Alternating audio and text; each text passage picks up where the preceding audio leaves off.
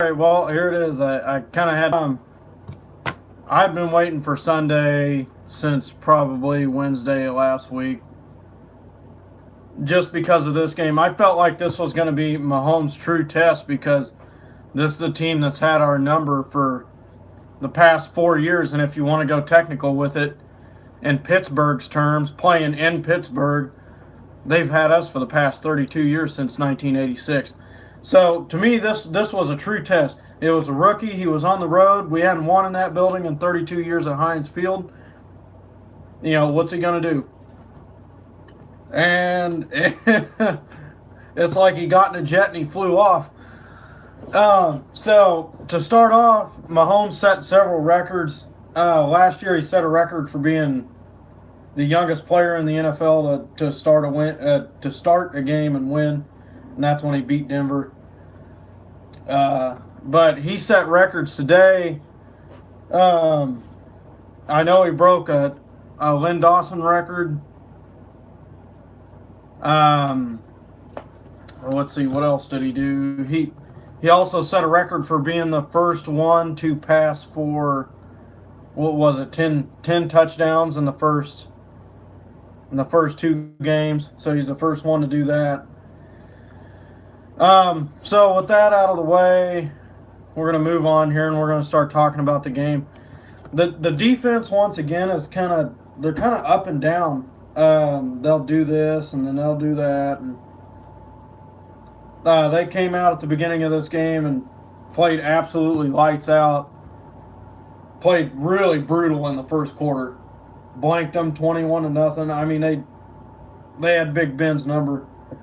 And then they came out in the second half and just kind of laid an egg. Big Ben kept the ball from us almost the entire quarter, so Pat was never really on the field.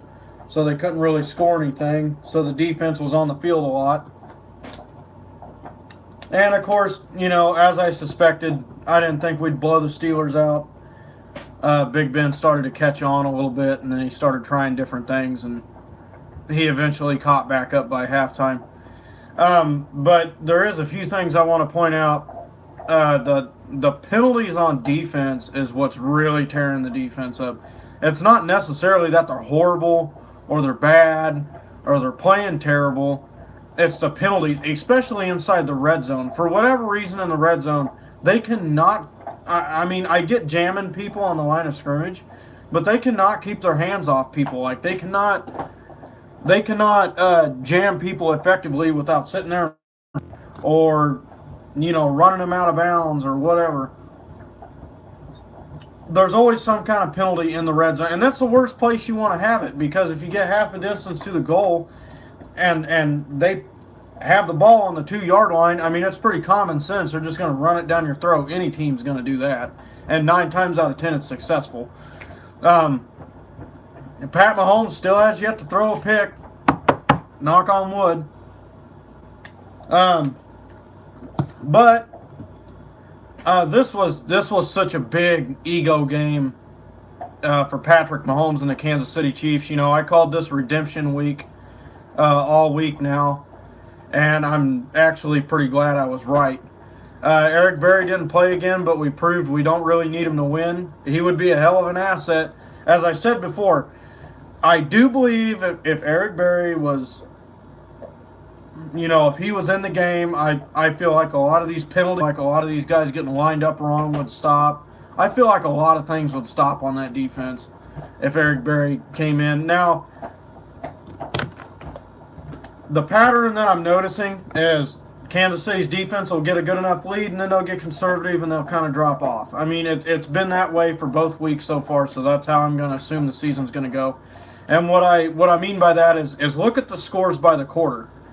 First quarter, the end of it, Kansas City scored 21 points. Pittsburgh was blank. They had a donut. In the second quarter, it was the complete opposite. So it's like the defense got a little bit conservative, and now they're going into halftime 21-21. They come out, and it's kind of like they're like, oh, shit, we got to play again. In the third quarter, Kansas City scored 14. Pitt scored 7, so they held them to 7 points. In the fourth quarter, we scored 7. They scored 9. So, obviously, the second half was a little bit more successful than the first. Steven Nelson intercepted Big Ben at the goal line, but He obviously rode, you know, Antonio Brown damn near out of bounds. I mean, he was holding him the whole way. And the sad part about it was it was a shitty enough pass. He really didn't have to hold him. He could have just ran with him and still picked it off. I mean, it was just a terrible throw, and it was a terrible choice by Big Ben, but there's a reason he probably threw it over there, and that's because he's seen Nelson holding him. Nelson got banged up right before halftime, but he came back, so that's a good sign. I'm pretty sure if he would have had to stay out, then they probably would have kicked Eric Murray out to corner where he was before and put Amari Watts in there at safety. Amari Watts, I've been kind of wanting him to play. But, you know, this was a personal game for Kansas City. Even without Eric Berry, it was a very personal game. You know, they've had us for about the past 4 years. They beat us in really embarrassing fashions, one being in the playoffs. I was at that game.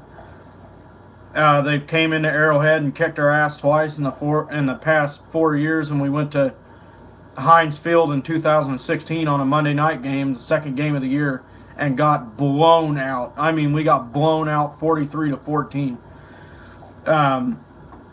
So it was personal, you know, and not winning there in 32 years, it was definitely personal. So here's the difference. Once again, I'm going to touch on this. Here's the difference between our quarterback this year with Mahomes and our quarterback last year with Smith. You know, Smith scored us, gosh, what was it? 18 points, 16 points, and 14 points. So, Mahomes put up more points on a Steelers defense in one game than he did in the past 3 meetings. Why is this? Well, I said this all week, and I'll say it again. The Steelers are that one team, and I still don't know why. I don't understand why, but the Pittsburgh Steelers are that one team that can shut down Tyreek Hill. And I'm just going to take it that it's coaching because they don't really have any corners. I mean, they don't really have, I mean, they got Joe Hayden, but, you know, who else they got? And I'm sure Shazier will come into play, and I don't think Joe Hayden played today, so I'm sure that'll be used as an excuse. But, I mean, even with those guys, Shazier's a good player. I think he would have put a little bit more pressure, but Mahomes did get pressured a little bit more than what he did last week, and I think he handled it really well. He stood in there, took some hard hits, and threw the ball. Tyreek Hill did have a decent day, though. He still walked out of that field with 90 yards to his name and a 36-yard catch. So they tried to hold him down, but this is just the proof of it. They can't cover them all. Pat Mahomes is not shy to throw it to whoever's open. He has no favorites, unlike Alex Smith. So they held Hill to 90 yards and Conley to 17. But on the other end of it, Watkins had an 100-yard game and Kelsey had a 109-yard game with 2 touchdowns. Hill had a touchdown, Conley had a touchdown, and Hunt had a touchdown. So did Demarcus Robinson. So, all in all, Pat Mahomes threw for 6 touchdowns, 326 yards. He was 23 for 28. This dude, he's looking unstoppable right now. I mean, he's going to come across a defense that's really going to give him problems. And I'm a firm believer that's probably going to be our first loss unless our defense pulls us. Now, on the flip side, if the defense does pull us, that's how you know you got a fantastic football team right there. Is, you know, your offense is having a rough day, somebody finally figured you out, and your defense steps up and helps you out. It was a good day, man. It was a really good day, and it's good to finally get over that hump. Mahomes finally broke the Steeler curse. We got Denver hanging on our hind end, but Denver and Oakland was kind of like I knew the Chargers were going to win. They were playing Buffalo. I'm not too worried about the Chargers. I'm not really worried about anybody, honestly. Denver usually goes 4-0, and then they fall off the face of the planet. So, I mean, if they beat Oakland, in my opinion, if Oakland heats up near the end of the year, Denver just did us a favor by knocking them off. And if Oakland would have won instead of choking like they did, I mean, Denver, even if Denver would have lost the game, they should have won it anyways, because I watched the whole game, and even you Raider fans got to admit, that touchdown that they called back from Denver, where that guy had got 1 foot in the corner of the end zone, that was such horse shit, man. That was a touchdown. That was a flat out. There was a Raiders fan sitting 2 feet from me that said, "Wow, I can't believe they called that back." He planted his foot, and he was clearly in bounds. And when he went forward, his foot basically raked up a hunk of dirt, and his foot went out of bounds. But he was in the end zone, so I don't know what they seen to. I mean, his foot clearly landed in bounds. It was when his foot slid, but he was already in the end zone, so it would have been a touchdown anyway. So I don't know what they seen to, call that a non-scoring play, but whatever. Denver should have won the game anyways. I was kind of hoping Oakland would win, so it'd put everybody at 1-1 except for us and kind of give us a leg up. But right now we're fighting Denver for the top spot. But I'm not too worried about Denver. I'm just worried about the 49ers next week. And these scoring plays being reviewed, man, when look, when Jesse James scored the, first or second touchdown, he fumbled the damn ball in the end zone. He got hit. He lost possession on the way down. It started to squeal out. And then when he hit the ground, it popped out and we picked it up. They didn't give a shit. They ruled it a touchdown anyways, but they can sit there and say that they review plays, but I can guarantee you they didn't review that. Because that was an obvious fumble. So with that being said, moving past that, there was a play later on in the game where Big Ben was way past the line of scrimmage. He was, I don't know, a good yard, and just threw that shit to Juju Smith right down the middle of the field, and he went in. He was beyond the line of scrimmage. Some Marcus Mariota shit there. I don't know what they seen in that, but that was obvious. But they let that one stand too. And at that point in the game, I was thinking, yeah, they're gonna throw it. They're gonna throw it. It's some kind of rigged conspiracy. They're gonna throw it. I mean, there's certain plays where it happens so many times. You're just like, man, they got to be trying to throw it. Somebody paid them some kind of money.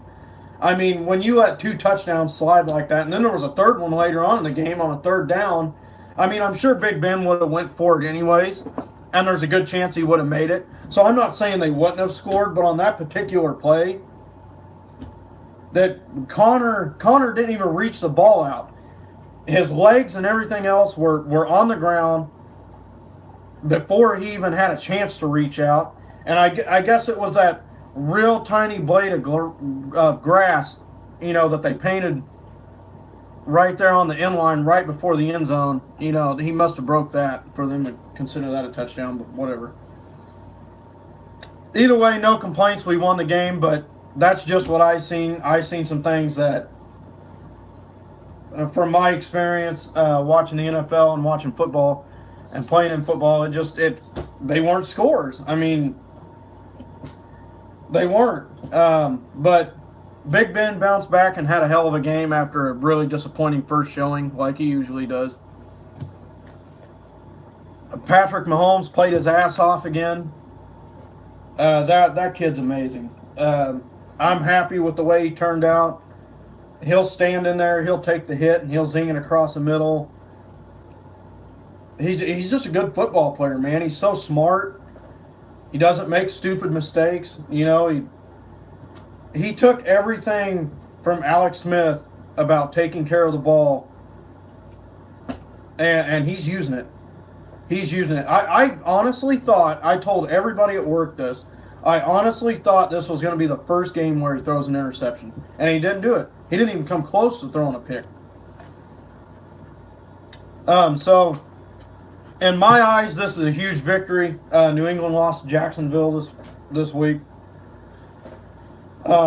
So now it's just keep climbing the ladder. I'm not really worried about Oakland. They don't see anything that threatens me. I don't really see anything threatening about Denver. They're nothing really that special. I mean, the way I see it in the AFC West, we're the only one with a top-tier offense. The Chargers have a pretty decent offense out of the other three. But, I mean, what more do these analysts want, man? We beat the team that they said was just going to sweep the division and crap all over this division. And not only that, crap all over the AFC conference, according to them. We beat them, and then now we beat a 32-year-old curse and a game that they said we definitely wasn't going to win because there's just no way. But I'm glad people doubt us. That way we can turn their heads. But I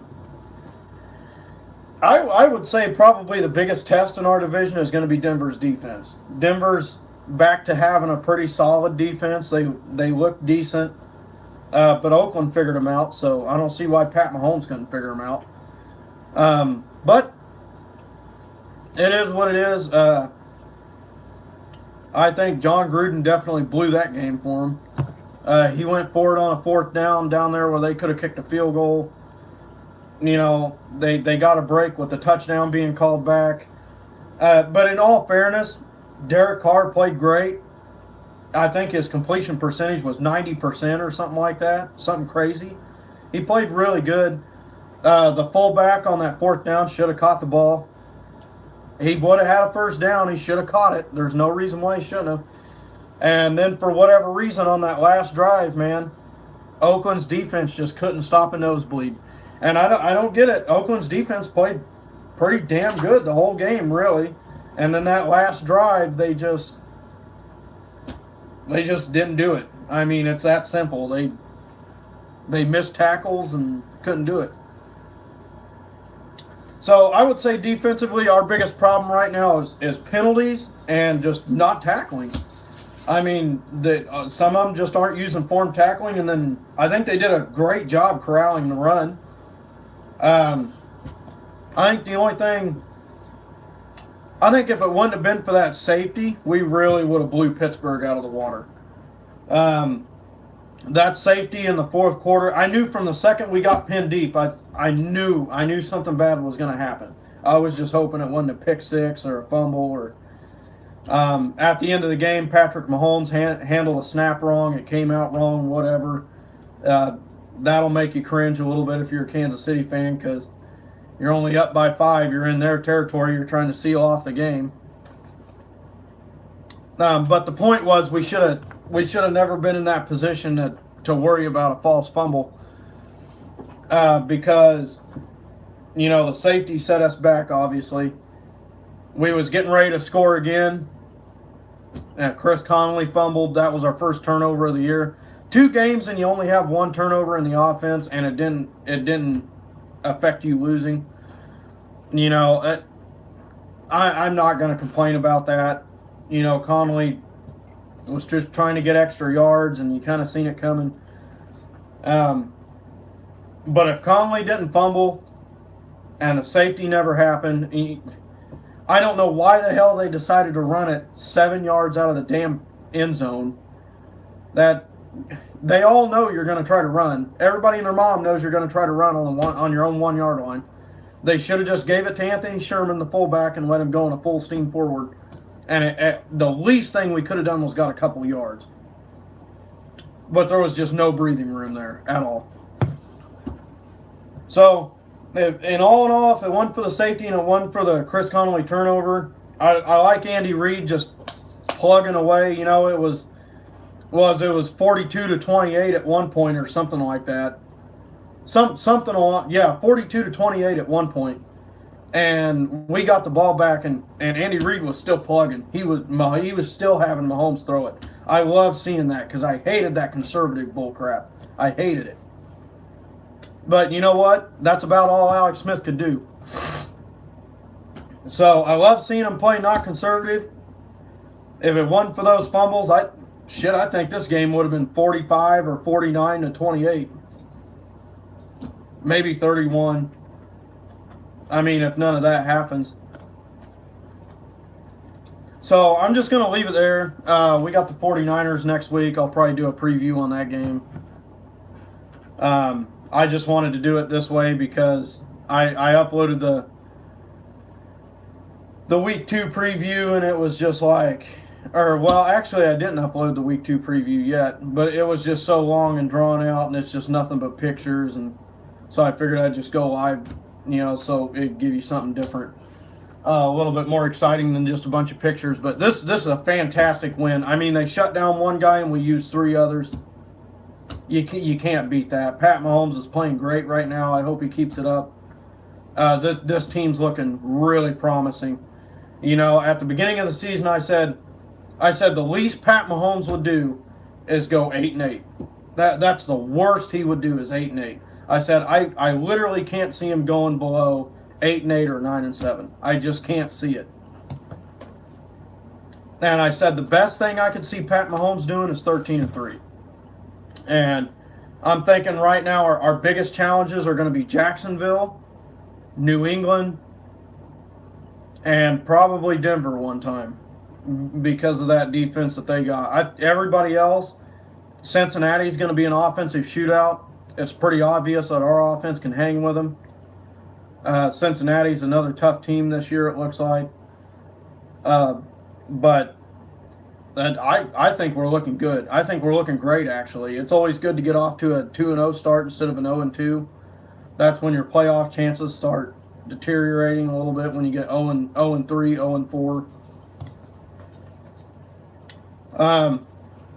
So 22 minutes in, I'm going to go ahead and cut this off. And extremely excited. Today was a great day. I'm glad we finally got over this hump with Pittsburgh. We don't have to worry about them anymore. If the playoffs roll around, we know we got a good number on them. Hopefully Eric Berry comes back next week. I think that'd really help out our defense tremendously if Eric Berry would come back. I think a lot of this crap would stop. But, yep, I'm going to go ahead and cut it off there. I'll be back with the Week 2 follow-up and the Week 2 preview, and we'll just go from there. Thanks for joining.